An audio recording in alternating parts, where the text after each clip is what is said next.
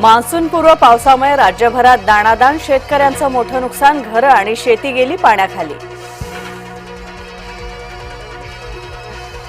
मिठी नदी घोटाळा प्रकरणात दिनो मोरियाच्या चौकशीच्या फेऱ्यात, आर्थिक गुन्हे शाखेकडून दिनो मोरियाची पुन्हा एकदा चौकशी।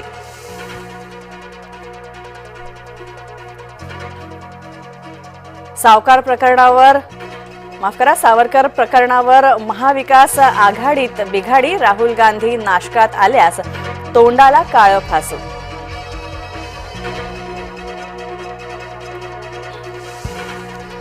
उद्धव ठाकरे गटाला भगदाड, पक्ष तोच पण नेतृत्व बदललंय, शिवसेना प्रवेशानंतर निर्मला गावित यांचं वक्तव्य। सुरक्षित प्रवासासाठी एसटीच्या स्मार्ट बस आता रस्त्यावर धावणार, उपमुख्यमंत्री एकनाथ शिंदेंनी केलं स्मार्ट बसची पाहणी, तर लाल परीसह सगळ्या बसेसमध्ये होणार एआयचा वापर।